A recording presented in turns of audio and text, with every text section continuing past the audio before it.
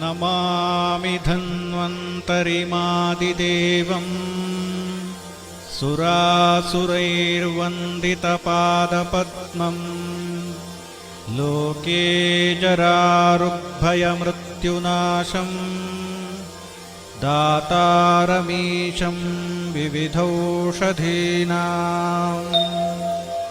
COVID-19 ನಂತರದ ಬದಲಾದ ಜೀವನ ಶೈಲಿಯ ಆರೋಗ್ಯಕರ ನಿರ್ವಹಣೆ, ಈ ವಿಷಯದ ಬಗ್ಗೆ ಇದೀಗ ಮಾತನಾಡುವವರು ಉಡುಪಿ ಕುತ್ಪಾಡಿಯ ಶ್ರೀ ಧರ್ಮಸ್ಥಳ ಮಂಜುನಾಥೇಶ್ವರ ಆಯುರ್ವೇದ ಮಹಾವಿದ್ಯಾಲಯ ಹಾಗೂ ಆಸ್ಪತ್ರೆಯ ಸ್ವಸ್ಥ ವೃತ್ತ ವಿಭಾಗದ ಸಹಾಯಕ ಪ್ರಾಧ್ಯಾಪಕರಾದ ಡಾಕ್ಟರ್ ಕೃತಿ ಅಮೈ.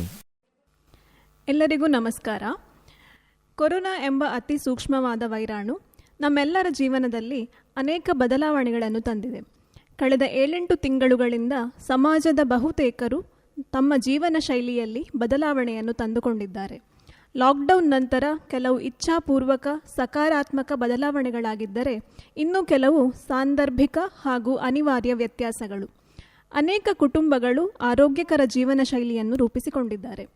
ಆರೋಗ್ಯಕರ ಆಹಾರ, ರೋಗ ನಿರೋಧಕ ಶಕ್ತಿಯನ್ನು ವೃದ್ಧಿಸುವ ಕಷಾಯಾದಿಗಳ ಸೇವನೆ, ನಿಯಮಿತ ವ್ಯಾಯಾಮ, ಯೋಗಾಭ್ಯಾಸ ಇತ್ಯಾದಿಗಳನ್ನು ಅನುಸರಿಸುತ್ತಿದ್ದಾರೆ. ಇವುಗಳೊಂದಿಗೆ ಸಮಾಜದ ಎಲ್ಲ ವರ್ಗದ ಜನರಲ್ಲಿ ಅವರ ದೈನಂದಿನ ಚಟುವಟಿಕೆಗಳಲ್ಲಿ ಬಹುತೇಕ ಬದಲಾವಣೆಗಳನ್ನು ನಾವು ಗಮನಿಸಬಹುದು. ಪುಟ್ಟ ಮಕ್ಕಳಿಂದ ಹಿಡಿದು ಪದವಿ ವಿದ್ಯಾರ್ಥಿಗಳವರೆಗೆ ಎಲ್ಲರೂ ಆನ್ಲೈನ್ ತರಗತಿಗಳನ್ನು ಕೇಳುತ್ತಾ ಇದ್ದಾರೆ. IT ಉದ್ಯೋಗಿಗಳಂತೆ ಶಾಲಾ ಕಾಲೇಜಿನ ಶಿಕ್ಷಕರು ಕೂಡ ದಿನವಿಡೀ ಮೊಬೈಲ್, ಲ್ಯಾಪ್ಟಾಪ್ಗಳ ಮುಂದೆ ಕೆಲಸದಲ್ಲಿ ತೊಡಗಿದ್ದಾರೆ. ಇನ್ನು ಕೆಲವರು ಇದ್ದ ಕೆಲಸವನ್ನು ಕಳೆದುಕೊಂಡು ತಮ್ಮ ಜೀವನ ನಿರ್ವಹಣೆಯ ಚಿಂತೆಯಲ್ಲಿದ್ದಾರೆ. ಈ ಎಲ್ಲ ಬದಲಾವಣೆಗಳು ಒಂದಲ್ಲ ಒಂದು ರೀತಿಯಲ್ಲಿ ಪ್ರತಿಯೊಬ್ಬರ ಆರೋಗ್ಯದಲ್ಲಿ ಬದಲಾವಣೆಯನ್ನು ತಂದಿದೆ. ಆಯುರ್ವೇದ ಗ್ರಂಥಗಳಲ್ಲಿ ಆರೋಗ್ಯದ ವಿವರಣೆಯನ್ನು ಸಮದೋಷಃ ಸಮಾಗ್ನಿಶ್ಚ ಸಮಧಾತು ಮಲಕ್ರಿಯಃ ಪ್ರಸನ್ನ ಆತ್ಮೇಂದ್ರಿಯ ಮನಃ ಸ್ವಸ್ಥ ಇತ್ಯಭಿಧೀಯತೆ ಎಂಬುದಾಗಿ ಹೇಳಿದ್ದಾರೆ. ಇದನ್ನು ವಿವರಿಸುವುದಾದರೆ, ಯಾರಲ್ಲಿ ತ್ರಿದೋಷಗಳಾದ ವಾತ, ಪಿತ್ತ, ಕಫಗಳು ಪ್ರಾಕೃತ ಅವಸ್ಥೆಯಲ್ಲಿ ಪ್ರಾಕೃತ ಕರ್ಮಗಳನ್ನು ಮಾಡ್ತಾ ಇದೆಯೋ, ಯಾರಲ್ಲಿ ಜಾಠರಾಗ್ನಿಯು ಪ್ರಾಕೃತವಾಗಿ ಆಹಾರವನ್ನು ಸರಿಯಾಗಿ ಜೀರ್ಣಿಸಿಕೊಳ್ಳಲು ಶಕ್ತವಾಗಿದೆಯೋ, ಯಾರ ದೇಹದಲ್ಲಿ ರಸ, ರಕ್ತಾದಿ ಸಪ್ತಧಾತುಗಳು ಸರಿಯಾಗಿ ಪುಷ್ಟಿಯನ್ನು ಹೊಂದಿ ಅವುಗಳ ಪ್ರಾಕೃತ ಕರ್ಮಗಳನ್ನು ಮಾಡಲು ಶಕ್ತವಾಗಿದೆಯೋ, ಯಾರ ದೇಹದಲ್ಲಿ ಮಲಮೂತ್ರ ಸ್ವೇದಾದಿ ಮಲಗಳು ಸರಿಯಾಗಿ ವಿಸರ್ಜಿಸಲ್ಪಡುತ್ತಿದೆಯೋ, ಹಾಗೆಯೇ ಮನಸ್ಸು, ಜ್ಞಾನೇಂದ್ರಿಯ, ಕರ್ಮೇಂದ್ರಿಯಗಳು ಪ್ರಸನ್ನವಾಗಿದೆಯೋ ಅಂತಹ ವ್ಯಕ್ತಿಯನ್ನು ಸ್ವಸ್ಥ ಅಥವಾ ಆರೋಗ್ಯವಂತ ಎಂದು ಪರಿಗಣಿಸಬಹುದು. ಹಾಗಾಗಿ ಒಬ್ಬ ವ್ಯಕ್ತಿಯ ಆರೋಗ್ಯವನ್ನು ಕೇವಲ ದೈಹಿಕ ಆರೋಗ್ಯ ಅಥವಾ ರೋಗರಹಿತ ಅವಸ್ಥೆ ಎಂದು ಮಾತ್ರವಲ್ಲ, ಶಾರೀರಿಕ ಆರೋಗ್ಯದೊಂದಿಗೆ ಮಾನಸಿಕ ಹಾಗೂ ಸಾಮಾಜಿಕ ಯೋಗಕ್ಷೇಮವನ್ನು ನಾವು ಪರಿಗಣಿಸಬೇಕಾಗುತ್ತದೆ. ವಿಶ್ವ ಆರೋಗ್ಯ ಸಂಸ್ಥೆ ಕೂಡ ಇದನ್ನು ಅನುಮೋದಿಸುತ್ತದೆ. WHO ಅಥವಾ ವಿಶ್ವ ಆರೋಗ್ಯ ಸಂಸ್ಥೆಯು ಆರೋಗ್ಯ ಅಥವಾ ಹೆಲ್ತ್ ಎಂಬ ಶಬ್ದವನ್ನು ವ್ಯಾಖ್ಯಾನಿಸುವಾಗ, health is a state of complete physical, mental and social wellbeing and not merely the absence of disease or infirmity ಎಂದು ಹೇಳಿದೆ. ಆರೋಗ್ಯದ ಈ ಪರಿಕಲ್ಪನೆಯೊಂದಿಗೆ ಕೊರೋನಾ ಹಾಗೂ ಲಾಕ್ಡೌನ್ ನಂತರದ ಕಾಲಾವಧಿಯನ್ನು ಗಮನಿಸಿದಾಗ ನಮ್ಮಲ್ಲಿ ಅನೇಕರು ಪರಿಪೂರ್ಣ ಆರೋಗ್ಯವನ್ನು ಹೊಂದಿಲ್ಲ ಎಂದು ತಿಳಿಯುತ್ತದೆ. ನಮ್ಮಲ್ಲಿ ನಮ್ಮ ಕುಟುಂಬ ಹಾಗೂ ಸಮಾಜದ ಆರೋಗ್ಯದಲ್ಲಿ ಏನೆಲ್ಲ ಬದಲಾವಣೆಗಳು ಆಗಿವೆ ಹಾಗೂ ಅವುಗಳನ್ನು ಆದಷ್ಟು ಸರಳವಾಗಿ ಹೇಗೆ ಸರಿಪಡಿಸಿಕೊಳ್ಳಬಹುದು ಎಂದು ನೋಡೋಣ. ಮೊದಲಿಗೆ ಮಕ್ಕಳಲ್ಲಿ ಆದಂತಹ ಬದಲಾವಣೆಗಳು ಹಾಗೂ ಆರೋಗ್ಯದ ಮೇಲೆ ಅವುಗಳು ಹೇಗೆ ಪರಿಣಾಮ ಬೀರಿದೆ ಎಂದು ನೋಡೋಣ. ಪ್ರಾಥಮಿಕ ಶಾಲಾ ವಿದ್ಯಾರ್ಥಿಗಳಿಂದ ಪದವಿ ವಿದ್ಯಾರ್ಥಿಗಳವರೆಗೆ ಪ್ರತಿಯೊಬ್ಬರೂ ಮೊಬೈಲ್, ಲ್ಯಾಪ್ಟಾಪ್ಗಳಲ್ಲಿ ಆನ್ಲೈನ್ ಪಾಠಗಳನ್ನು ಅಭ್ಯಾಸ ಮಾಡ್ತಾ ಇದ್ದಾರೆ. ಪಾಠಕ್ಕಾಗಿ ಮಾತ್ರವಲ್ಲ, ಮನೋರಂಜನಾ ಕಾರ್ಯಕ್ರಮಗಳ ವೀಕ್ಷಣೆ, ಸಾಮಾಜಿಕ ಜಾಲತಾಣಗಳ ವೀಕ್ಷಣೆ, ವಿಡಿಯೋ ಗೇಮ್ಸ್, TV ವೀಕ್ಷಣೆ, ಹೀಗೆ ವಿದ್ಯಾರ್ಥಿಗಳ ಸ್ಕ್ರೀನ್ ಟೈಮ್ ಮೊದಲಿಗಿಂತ ಜಾಸ್ತಿಯಾಗಿದೆ. ಹೀಗೆ ಅತಿಯಾದ ಸ್ಕ್ರೀನ್ ವೀಕ್ಷಣೆಯಿಂದ ಮಕ್ಕಳಲ್ಲಿ ತಲೆನೋವು, ದೃಷ್ಟಿ ಸಂಬಂಧಿ ತೊಂದರೆಗಳು, ಡ್ರೈ ಐ, ಕಣ್ಣುಗಳ ಸುಸ್ತಾಗುವಿಕೆ ಅಥವಾ ಐ ಸ್ಟ್ರೇನ್, ನಿದ್ರಾಹೀನತೆ ಮೊದಲಾದ ಸಮಸ್ಯೆಗಳು ಕಾಣಿಸಿಕೊಳ್ಳಬಹುದು. ಇನ್ನು ಕೆಲವು ಮಕ್ಕಳಲ್ಲಿ ಕಲಿಕೆಯಲ್ಲಿ ನಿರುತ್ಸಾಹ, ಸಾಮಾಜಿಕ ಜಾಲತಾಣಗಳು, ವಿಡಿಯೋ ಗೇಮ್ಸ್, ಆನ್ಲೈನ್ ಗೇಮ್ಸ್ನಂತಹ ಗೀಳು ಕಾಣಿಸಿಕೊಳ್ಳುವ ಸಾಧ್ಯತೆ ಇರುತ್ತದೆ. ದಿನವಿಡೀ ಮನೆಯಲ್ಲೇ ಇರುವುದರಿಂದಾಗಿ ಪದೇ ಪದೇ ಕರಿದ ಆಹಾರ ಪದಾರ್ಥಗಳು ಅಥವಾ ಬೇಕರಿ ಪದಾರ್ಥಗಳನ್ನು ತಿನ್ನುವುದರಿಂದ, ಜೊತೆಗೆ ಔಟ್ಡೋರ್ ಆಕ್ಟಿವಿಟೀಸ್ ಕಡಿಮೆಯಾದಲ್ಲಿ ಬೊಜ್ಜು ಅಥವಾ ಅತಿಯಾದ ತೂಕದ ಸಮಸ್ಯೆ ಕೂಡ ಮಕ್ಕಳಲ್ಲಿ ಸರ್ವೇ ಸಾಮಾನ್ಯವಾಗಿ ಕಂಡುಬರುತ್ತದೆ. ಈ ಎಲ್ಲ ಸಮಸ್ಯೆಗಳನ್ನು ತಡೆಗಟ್ಟುವಲ್ಲಿ ಪೋಷಕರ ಪಾತ್ರ ಅತಿ ಮಹತ್ವದ್ದಾಗಿದೆ. ಮಕ್ಕಳ ಸ್ಕ್ರೀನ್ ಟೈಮ್ ಕಡಿಮೆಗೊಳಿಸಲು ಅವರನ್ನು ವಿವಿಧ ಆಟಗಳಲ್ಲಿ, ಕ್ರಿಯಾತ್ಮಕ ಚಟುವಟಿಕೆಗಳಲ್ಲಿ ತೊಡಗಿಸಿಕೊಳ್ಳಬೇಕು. ಸಂಗೀತ, ನೃತ್ಯ, ಚಿತ್ರ ಬಿಡಿಸುವುದು, ಪುಸ್ತಕ ಓದುವುದು ಇತ್ಯಾದಿ ಹವ್ಯಾಸಗಳನ್ನು ಬೆಳೆಸುವಂತೆ ಪ್ರೇರೇಪಿಸಬಹುದು. ಮನೆಯ ಚಿಕ್ಕ ಪುಟ್ಟ ಕೆಲಸಗಳಲ್ಲಿ ಕೈ ಜೋಡಿಸಲು ಹೇಳುವುದು, ಪ್ರಕೃತಿಯಲ್ಲಿನ ಗಿಡ, ಮರ, ಪ್ರಾಣಿ, ಪಕ್ಷಿಗಳನ್ನು ಗಮನಿಸುವಂತೆ ಪ್ರೇರೇಪಿಸುವುದು, ಕುಟುಂಬದ ಎಲ್ಲರೂ ಜೊತೆಗೂಡಿ ಸಮಯವನ್ನು ಸದುಪಯೋಗಪಡಿಸಿಕೊಳ್ಳುವುದು, ಎಲ್ಲರೂ ಜೊತೆಯಲ್ಲಿ ಸರಳ ವ್ಯಾಯಾಮ, ಯೋಗಾಭ್ಯಾಸದಂತಹ ಉತ್ತಮ ಅಭ್ಯಾಸವನ್ನು ರೂಢಿಸಿಕೊಳ್ಳುವುದು, ಹೀಗೆ ವಿವಿಧ ಚಟುವಟಿಕೆಗಳನ್ನು ಮಾಡಬಹುದು. ಆರೋಗ್ಯದ ದೃಷ್ಟಿಯಿಂದ 2 ರಿಂದ 5 ವರ್ಷ ಪ್ರಾಯದ ಮಕ್ಕಳಲ್ಲಿ ಮೊಬೈಲ್, ಟಿವಿ ಸಹಿತ ಒಟ್ಟು ಸ್ಕ್ರೀನ್ ಟೈಮ್ 1 ಗಂಟೆಯನ್ನು ಮೀರಬಾರದು. 5 ವರ್ಷ ಮೇಲ್ಪಟ್ಟ ಮಕ್ಕಳಲ್ಲಿ ಸ್ಕ್ರೀನ್ ಟೈಮನ್ನು 2 ಗಂಟೆಗೆ ಮಿತಿಗೊಳಿಸಿದರೆ ಉತ್ತಮ. ಕಣ್ಣಿನ ತೊಂದರೆ, ತಲೆನೋವು, ಕುತ್ತಿಗೆ ನೋವು ಮುಂತಾದ ಸಮಸ್ಯೆಗಳನ್ನು ತಡೆಗಟ್ಟಲು ಅಳವಡಿಸಿಕೊಳ್ಳಬಹುದಾದ ಕೆಲವು ಅಭ್ಯಾಸಗಳನ್ನು ನೋಡೋಣ. ಪ್ರತಿಯೊಂದು ಆನ್ಲೈನ್ ತರಗತಿಯ ಬಳಿಕ ಐ ಎಕ್ಸಸೈಸ್ ಅಥವಾ ಕಣ್ಣಿನ ವ್ಯಾಯಾಮ ಮಾಡುವುದು, ಕುಳಿತಲ್ಲಿಂದ ಎದ್ದು 10 ರಿಂದ 20 ಹೆಜ್ಜೆ ನಡೆದಾಡುವುದು, ಕುತ್ತಿಗೆಯ ವ್ಯಾಯಾಮ ಇತ್ಯಾದಿಗಳನ್ನು ಮಾಡಬಹುದು. ದಿನಂಪ್ರತಿ ಬೆಳಗ್ಗೆ ಅಥವಾ ಸಾಯಂಕಾಲ ಸರಳ ದೈಹಿಕ ವ್ಯಾಯಾಮ, ಯೋಗಾಸನ, ಪ್ರಾಣಾಯಾಮಗಳನ್ನು ಯೋಗ ಶಿಕ್ಷಕರಿಂದ ಕಲಿತು ಅಭ್ಯಾಸ ಮಾಡುವುದು. ಎಳವೆಯಲ್ಲಿಯೇ ಯೋಗ, ಪ್ರಾಣಾಯಾಮಗಳ ಅಭ್ಯಾಸಗಳಿಂದ ರೋಗ ನಿರೋಧಕ ಶಕ್ತಿ ವರ್ಧಿಸುವುದಷ್ಟೇ ಅಲ್ಲದೆ ಮಕ್ಕಳಲ್ಲಿ ಏಕಾಗ್ರತೆಯೂ ಹೆಚ್ಚಾಗುತ್ತದೆ. ಇನ್ನು ಪ್ರತಿದಿನ ಅಥವಾ 2-3 ದಿನಗಳಿಗೊಮ್ಮೆಯಾದರೂ ತಲೆಗೆ ಎಳ್ಳೆಣ್ಣೆ, ತೆಂಗಿನೆಣ್ಣೆ ಅಥವಾ ಯಾವುದಾದರೂ ಔಷಧೀಯ ಎಣ್ಣೆಯನ್ನು ಹಚ್ಚುವ ಅಭ್ಯಾಸ ಮಾಡಬೇಕು. ಪೂರ್ತಿ ಶರೀರಕ್ಕೆ ಅಭ್ಯಂಗ ಮಾಡುವ ಅಭ್ಯಾಸ ಇದ್ದರೆ ಬಹಳ ಉತ್ತಮ. ಹೀಗೆ ಶಿರೋ ಅಭ್ಯಂಗ ಮಾಡುವುದರಿಂದ ನಿದ್ರಾಹೀನತೆ, ತಲೆನೋವುಗಳನ್ನು ತಡೆಗಟ್ಟಬಹುದು. ಅಷ್ಟೇ ಅಲ್ಲ, ತಲೆ ಕೂದಲಿನ ಬೆಳವಣಿಗೆಗೂ ಇದು ಅತಿ ಉಪಕಾರಿ. ಇವೆಲ್ಲ ಅಭ್ಯಾಸಗಳೊಂದಿಗೆ ಮಕ್ಕಳ ಬೆಳವಣಿಗೆಗೆ ಪೂರಕವಾಗಿ ಆರೋಗ್ಯಕರವಾದ ಆಹಾರ ಸೇವನೆಯೂ ಅತಿ ಮುಖ್ಯ. ಬೆಳೆಯುವ ಹಂತದಲ್ಲಿ ದೇಹಕ್ಕೆ ಪುಷ್ಟಿಯನ್ನು ನೀಡುವಂತಹ ಆಹಾರಗಳ ಸೇವನೆ ಮಾಡಬೇಕು. ಬೇಳೆಕಾಳುಗಳು, ಹಣ್ಣು ಹಂಪಲು, ತರಕಾರಿಗಳ ನಿತ್ಯ ಸೇವನೆ ಅಗತ್ಯ. ಪ್ರತಿನಿತ್ಯ ಶುದ್ಧ ದೇಸಿ ಹಸುವಿನ ಹಾಲು ಹಾಗೂ ತುಪ್ಪದ ಸೇವನೆಯನ್ನು ಮಾಡಬೇಕು. ಆಯುರ್ವೇದದಲ್ಲಿ ನಿತ್ಯ ಕ್ಷೀರ ಘೃತಾಭ್ಯಾಸವನ್ನು ರಸಾಯನ ಎಂದು ಪರಿಗಣಿಸಲಾಗಿದೆ. ಇವುಗಳು ಆರೋಗ್ಯವನ್ನು ವರ್ಧಿಸುವುದಷ್ಟೇ ಅಲ್ಲದೆ ಬುದ್ಧಿಶಕ್ತಿ, ನೆನಪಿನ ಶಕ್ತಿಯನ್ನು ಕೂಡ ಚುರುಕುಗೊಳಿಸುತ್ತದೆ. ಇನ್ನು ಈಗ ತಾನೇ ವಿದ್ಯಾಭ್ಯಾಸವನ್ನು ಮುಗಿಸಿದಂತಹ ಅನೇಕ ಯುವಕ ಯುವತಿಯರು ಉದ್ಯೋಗ ವಂಚಿತರಾಗಿದ್ದಾರೆ ಅಥವಾ ನಿರೀಕ್ಷಿತ ಉದ್ಯೋಗ ದೊರಕದೆ ನಿರಾಶರಾಗಿದ್ದಾರೆ. ಅನೇಕರು ಮಾನಸಿಕ ಖಿನ್ನತೆಯನ್ನು ಅನುಭವಿಸುತ್ತಿರಬಹುದು.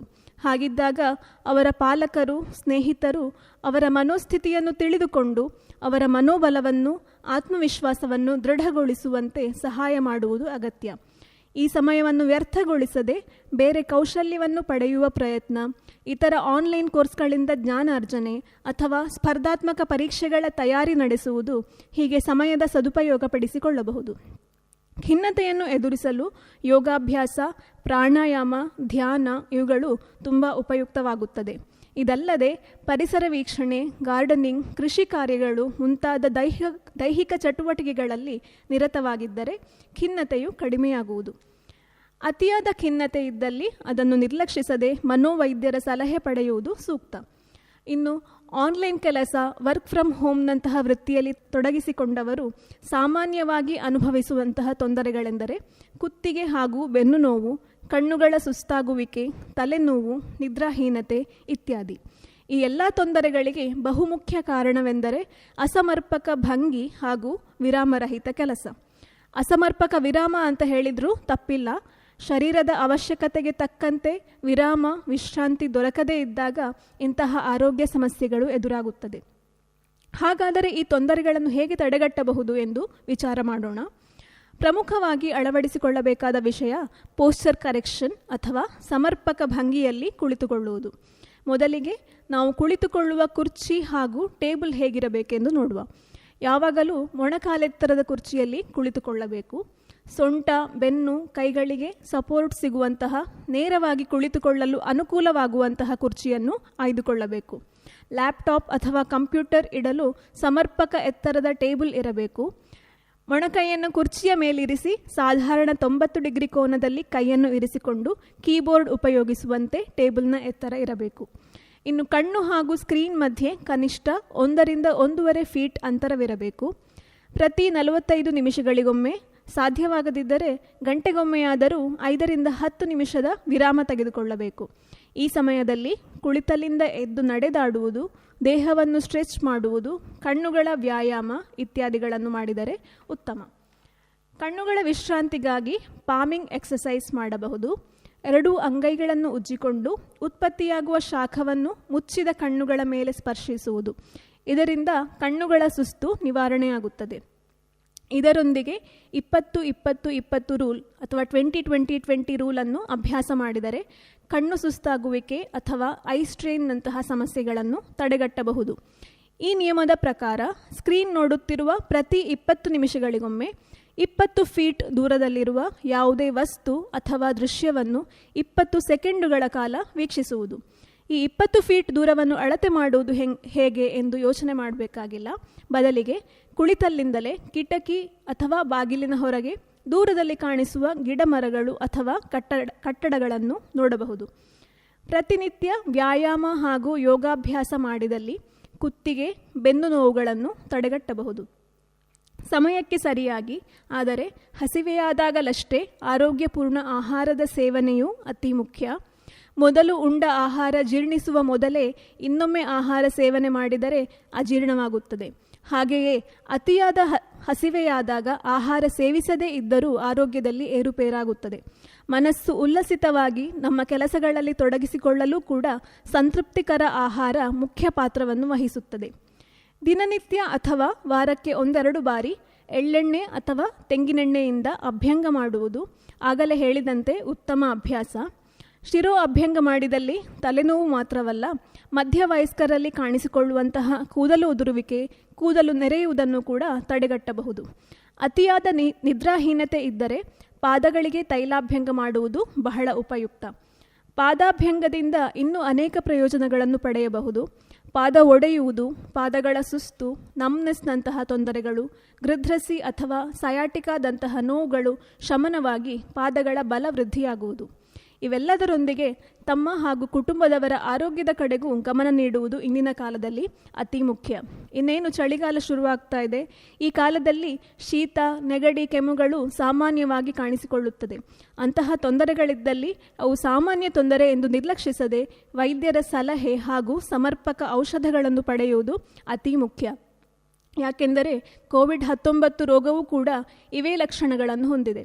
ಪ್ರಾರಂಭದಲ್ಲಿ ಕಡೆಗಣಿಸಿದರೆ ಅನಂತರ ರೋಗ ಉಲ್ಬಣಗೊಳ್ಳುವ ಸಾಧ್ಯತೆಗಳು ಇವೆ. ಇನ್ನು ಹಿರಿಯ ನಾಗರಿಕರ ಜೀವನ ಶೈಲಿಯಲ್ಲಿ ಕೊರೋನಾ ತಂದ ಬದಲಾವಣೆಗಳೆಂದರೆ ಸಭೆ ಸಮಾರಂಭಗಳಿಗೆ ಪ್ರವೇಶ ನಿರಾಕರಣೆ. ಅವರ ಆರೋಗ್ಯದ ರಕ್ಷಣೆಯನ್ನು ಗಮನದಲ್ಲಿಟ್ಟುಕೊಂಡು ಈ ನಿಯಮವನ್ನು ಹೊರಡಿಸಲಾಗಿದೆಯಾದರೂ ಹಲವು ತಿಂಗಳುಗಳಿಂದ ತಮ್ಮ ಸ್ನೇಹಿತರು, ನೆಂಟರನ್ನು ಮುಖತಃ ಭೇಟಿಯಾಗದೆ ಒಂಟಿತನವನ್ನು ಅನುಭವಿಸುತ್ತಿರುವ ಹಿರಿಯರು ಅನೇಕರಿದ್ದಾರೆ. ಇಂತಹ ಸ್ಥಿತಿಯಲ್ಲಿ ಪುಸ್ತಕ ಓದುವುದು, ದೇವರ ಧ್ಯಾನ, ತಮ್ಮ ಜೀವನದ ಅನುಭವಗಳನ್ನು ದಾಖಲಿಸುವುದು, ಸಂಗೀತ ಕೇಳುವುದು ಮುಂತಾದ ಚಟುವಟಿಕೆಯಲ್ಲಿ ತೊಡಗಿಸಿಕೊಳ್ಳಬಹುದು. ಡಯಾಬಿಟಿಸ್, BP, ಅಸ್ತಮಾ ಮುಂತಾದ ತೊಂದರೆಗಳಿದ್ದವರು ಕೊರೋನಾ ತಡೆಯಲು ಅತಿ ಜಾಗರೂಕತೆ ವಹಿಸುವುದು ಅಗತ್ಯ. ಹೀಗಾಗಿ ತಮ್ಮ ಆರೋಗ್ಯ ರಕ್ಷಣೆಗಾಗಿ ಅತಿ ಅವಶ್ಯ ಸಂದರ್ಭಗಳಲ್ಲಿ ಮಾತ್ರವೇ ಎಲ್ಲ ಸುರಕ್ಷಾ ವಿಧಾನಗಳನ್ನು ಪಾಲಿಸಿಕೊಂಡು ಮನೆಯಿಂದ ಹೊರಹೋಗಬಹುದು. ಮನೆಯಲ್ಲಿಯೂ ತಮ್ಮ ವೈದ್ಯರ ಸಲಹೆಯಂತೆ ರೋಗ ನಿರೋಧಕ ಶಕ್ತಿಯ ವರ್ಧನೆಗಾಗಿ ಕಷಾಯಾದಿಗಳ ಸೇವನೆ, ಔಷಧೀಯ ಮೂಲಿಕೆಗಳಿಂದ ಸಂಸ್ಕರಿಸಿದ ಬಿಸಿ ನೀರಿನ ಸೇವನೆ, ಪ್ರಾಣಾಯಾಮ, ಧ್ಯಾನ, ಶಕ್ತಿಗನುಗುಣವಾಗಿ ಸರಳ ವ್ಯಾಯಾಮಗಳನ್ನು ಅಭ್ಯಾಸ ಮಾಡಬಹುದು. ಇವರಲ್ಲಿಯೂ ಕೂಡ ತೈಲ ಅಭ್ಯಂಗ ಮಾಡುವುದು ವಯೋಸಹಜವಾದ ಮೈಕೈ ನೋವು, ಗಂಟು ನೋವು, ನಿದ್ರಾಹೀನತೆಯಂತಹ ಸಮಸ್ಯೆಗಳನ್ನು ಶಮನಗೊಳಿಸುತ್ತದೆ. ಹೀಗೆ ಆರೋಗ್ಯಕರ ಆಹಾರ, ವಿಹಾರ, ಅಭ್ಯಾಸಗಳಿಂದ ಕೊರೋನಾ ಹಾಗೂ ಲಾಕ್ಡೌನ್ ನಂತರದ ನಮ್ಮ ಬದಲಾದ ಜೀವನ ಶೈಲಿಯನ್ನು ಆರೋಗ್ಯಪೂರ್ಣಗೊಳಿಸಬಹುದು ಎಂದು ಹೇಳುತ್ತಾ ವಿರಮಿಸುತ್ತೇನೆ. ಧನ್ಯವಾದಗಳು. ಕೋವಿಡ್-19 ನಂತರದ ಬದಲಾದ ಜೀವನ ಶೈಲಿಯ ಆರೋಗ್ಯಕರ ನಿರ್ವಹಣೆ ಈ ವಿಷಯದ ಬಗ್ಗೆ ಇದುವರೆಗೆ ಮಾತನಾಡಿದವರು ಉಡುಪಿ ಕುತ್ಪಾಡಿಯ ಶ್ರೀ ಧರ್ಮಸ್ಥಳ ಮಂಜುನಾಥೇಶ್ವರ ಆಯುರ್ವೇದ ಮಹಾವಿದ್ಯಾಲಯ ಹಾಗೂ ಆಸ್ಪತ್ರೆಯ ಸ್ವಸ್ಥ ವೃತ್ತ ವಿಭಾಗದ ಸಹಾಯಕ ಪ್ರಾಧ್ಯಾಪಕರಾದ ಡಾಕ್ಟರ್ ಕೃತಿ ಅಮೈ. ನಮಾಮಿ ಧನ್ವಂತರಿಮಾದಿದೇವಂ ಸುರಾಸುರೈರ್ವಂದಿತಪಾದಪದ್ಮಂ ಲೋಕೇ ಜರಾರುಗ್ಭಯಮೃತ್ಯುನಾಶಂ दातारमीशं विविधौषधीनां